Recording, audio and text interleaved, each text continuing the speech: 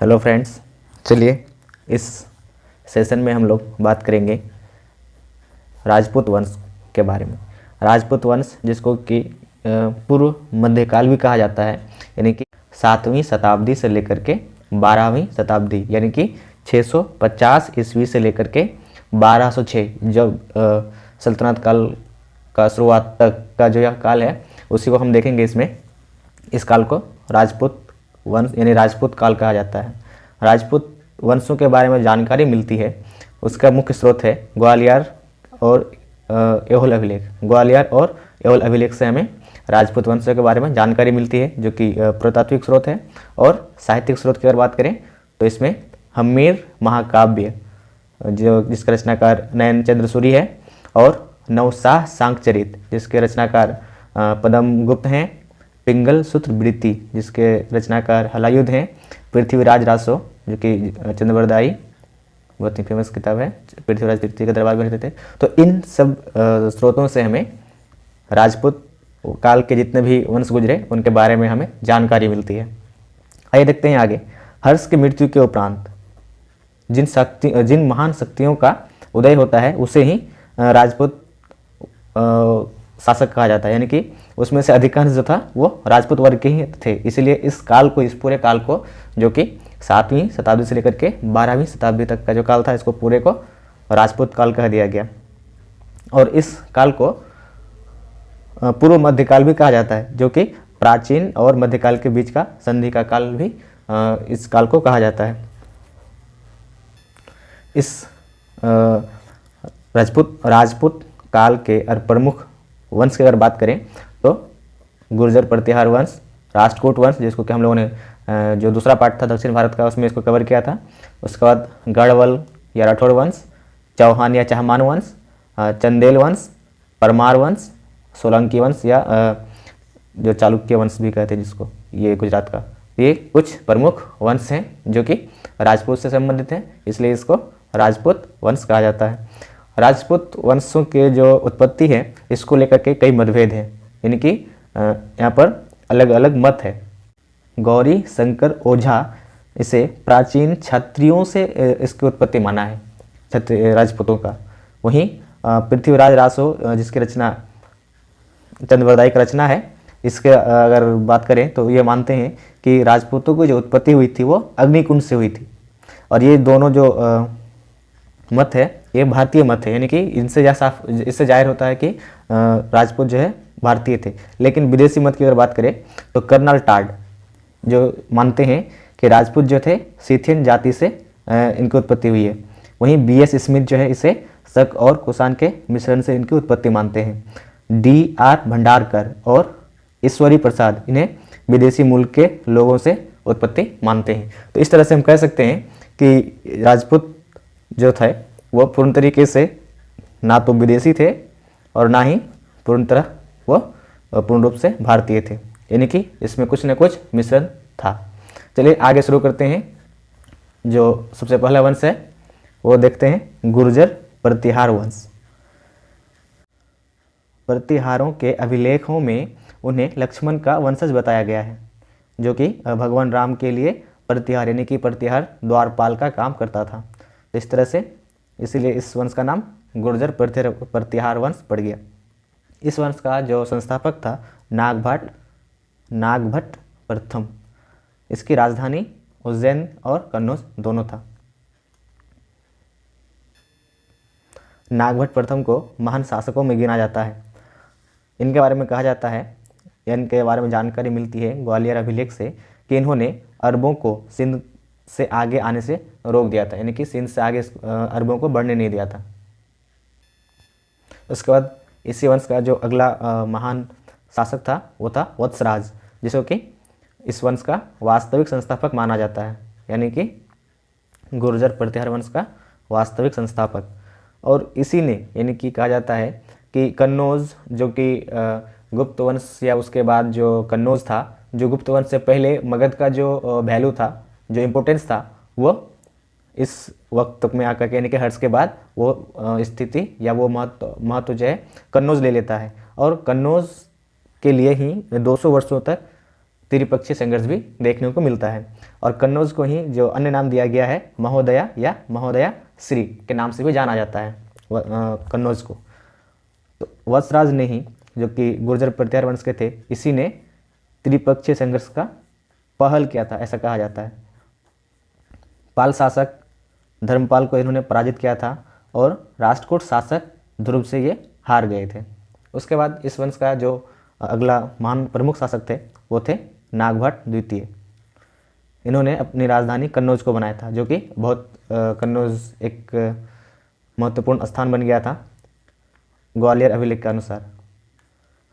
पाल शासक धर्मपाल को इन्होंने हराया था, लेकिन यह भी राष्ट्रकूट के शासक गोविंद तृतीय से हार गए थे। यहाँ पर भी वत्सराज के बारे में भी देख रहे हैं हम लोगों ने कि धर्मपाल को हराया, लेकिन राष्ट्रकूट शासक ध्रुव से हार गया था। यहाँ पर नागभट्ट द्वितीय भी राष्ट्रकूट शासक गोविंद तृतीय से हार जाते हैं और ये जो है गंगा में जल समाधि द्वारा अपना प्राण त्याग कर देते हैं। उसके बाद इस वंश का जो अगला महान शासक थे वो था मिहिर भोज। मिहिर भोज जो कि इस वंश का सबसे ज़्यादा प्रतापी और महान शासक गुजरा, जिसे राजा भोज प्रथम के नाम से भी जाना जाता है। एक राजा भोज जो हम लोग आगे देखेंगे, मालवा का जो प्रमाण शासक है उस वंश में भी एक भोज राजा भोज हैं, जो कि उस वंश का सबसे प्रतापी और महान शासक था। और यहाँ पर भी एक मिहिर भोज को जैसे कि राजा भोज प्रथम के नाम से जाना जाता है। धर्मपाल जो कि पाल शासक था और ध्रुव जो कि राष्ट्रकूट राजा था से मिहिर भोज पराजित हुआ था। और इसी के समय में, यानी कि मिहिर भोज के समय में ही अरबी यात्री सुलेमान भी आया था। उसके बाद इस वंश का जो अगला प्रमुख शासक थे वो था महेंद्रपाल। महेंद्रपाल के दरबार में संस्कृत के महान विद्वान राजशेखर रहते थे, जो इसके महेंद्रपाल के गुरु भी थे। और इनकी कृति है कर्पूरी मंजरी काव्य मीमांसा। इसके अलावा और भी इनके कई रचना देखने को मिलता है। इस वंश का अंतिम शासक यशपाल था। इसके बाद आते हैं हम लोग, अगला जो राजपूत वंश था वो था गढ़वाल या राठौड़ वंश। गुर्जर प्रतिहारों के बाद चंद्रदेव ने कन्नौज में एक नए वंश का स्थापना करते हैं, गढ़वाल या राठौड़ वंश का। और इन्होंने अपनी राजधानी बनारस को बनाया था, या काशी को, जिसको आज का बनारस है, वाराणसी। इन शासकों को, यानी कि राठौड़ वंश के शासकों को काशी नरेश के रूप में भी देखा जाता है, यानी कि काशी नरेश भी कहा जाता है। इस वंश के अगर प्रमुख शासकों की बात करें तो गोविंद चंद्र जो कि इस वंश का सर्वाधिक शक्तिशाली राजा थे। इन्होंने गजनी के एक राजा मसूद तृतीय को पराजित किया था। और पृथ्वीराज रासु के अनुसार, जो कि चंद्रवरदाई की कृति है, उसका अनुसार गोविंद चंद्र ने अमीर खुसरो को भी लाहौर से भगाया था, यानी कि खदेड़ दिया था। इस वंश का अगला शासक जो थे जयचंद्र, जो कि लक्ष्मण सेन, यानी कि सेन शासक लक्ष्मण सेन और पृथ्वीराज तृतीय, चौहान वंश का पृथ्वीराज चौहान या तृतीय से ये पराजित हुआ था। और मोहम्मद गोरी से चंदावर के युद्ध में 1994 में ये पराजित होते हैं और इसकी हत्या कर दी जाती है। उसके बाद देखते हैं अगला जो प्रमुख राजपूत वंश था चौहान वंश। चौहान वंश या चाहमान वंश। इस वंश का संस्थापक वासुदेव था और इसकी राजधानी अहिच्छत्र और अजमेर दोनों इनकी राजधानी थी। चौहान वंश के बारे में कहा जाता है हम्मीर महाकाव्य। हम्मीर महाकाव्य में इसे सूर्यवंशी कहा गया है, यानी कि हम्मीर महाकाव्य और पृथ्वीराज विजय जो कि जयानक का रचना है, इनमें चौहान जो है सूर्य के पुत्र चाहमान नामक पूर्वज के वंशज थे, यानी कि चाहमान के जो कि सूर्य के पुत्र थे उनके वंशज थे। यानी कि हम्मीर महाकाव्य और पृथ्वीराज विजय में चौहान वंशों को सूर्यवंशी कहा है। इस वंश का जो प्रमुख शासक हुए अजय राज, जिन्होंने कि अजमेर नगर की स्थापना की थी और उसको अपना राजधानी भी बनाया था। अगला जो इसका प्रमुख शासक था अर्नोराज, जिसने कि सुल्तान महमूद की सेना को पराजित किया था, लेकिन चालुक्य नरेश कुमारपाल से हार गया था।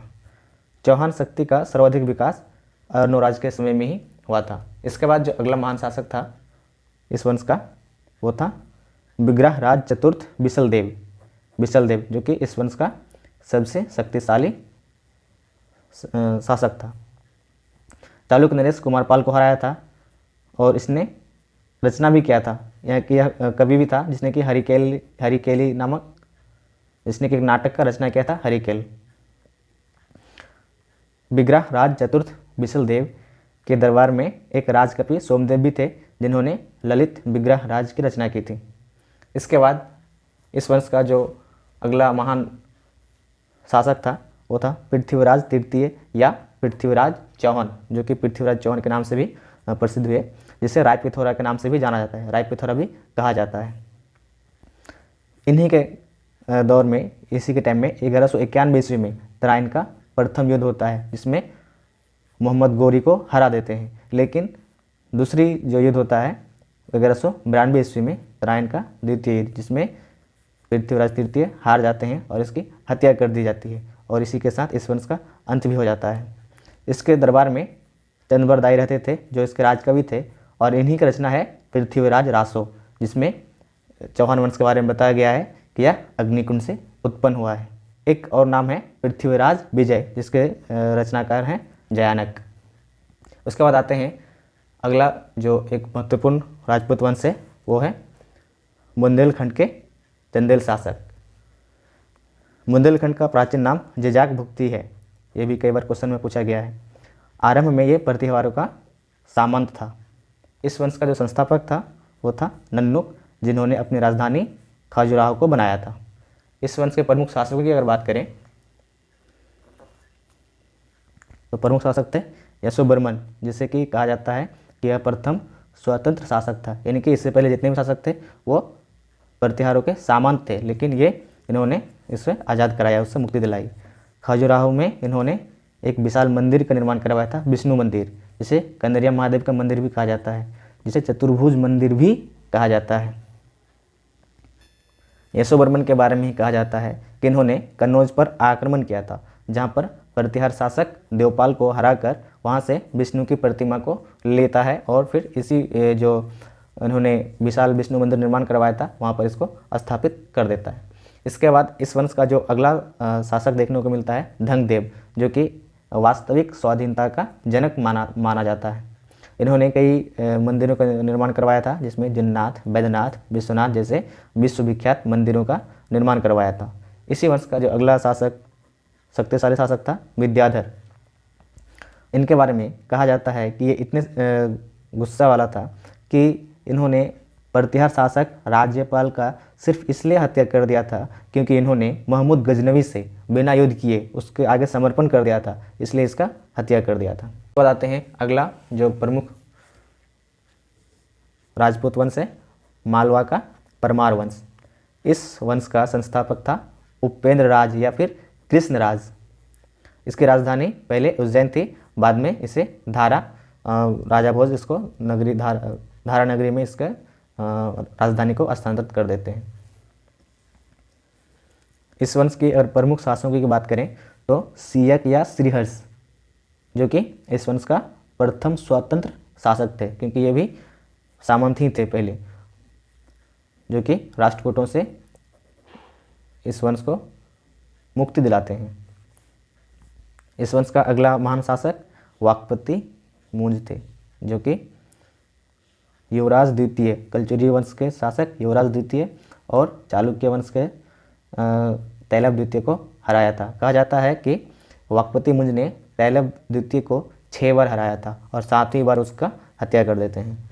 इसके दरबार में रहने वाले विद्वान थे धनिक, जिसकी रचना है यशो रूपावलोक, पद्मगुप्त, जिसकी रचना है नवशाह सांगचरित, धनंजय, जिसकी रचना है 10 रूपक। इसके अलावा इस वंश का जो सबसे महान शासक था वो था भोज या राजा भोज। एक राजा भोज हम लोगों ने देखा, प्रतिहार वंश का मिहिर भोज, जिसको राजा भोज प्रथम के नाम से भी जाना जाता है, और परमार वंश में एक राजा भोज है जो इस वंश का सबसे योग्य और प्रतापी शासक था। इसे कविराज की उपाधि भी दिया जाता है क्योंकि इन्होंने कई ग्रंथों की रचना भी की थी। इन्होंने ही परमार वंश की राजधानी उज्जैन से धारा में शिफ्ट किया था, मध्य प्रदेश के धारा में। इन्होंने सरस्वती मंदिर का निर्माण करवाया था अपनी राजधानी में, और उस राजधानी के परिसर में एक संस्कृत विद्यालय का भी निर्माण करवाया था।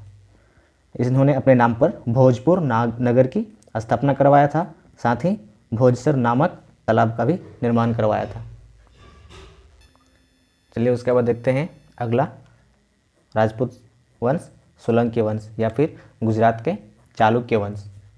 इस वंश का संस्थापक था मूलराज प्रथम और इसकी राजधानी थी अनहिलवाड़। इससे पहले भी हम लोगों ने चालुक्य वंश पढ़ा था, वेंगी का, वातापी का, कल्याणी का, और यह सोलंकी चालुक्य वंश जो कि एक राजपूत वंश है।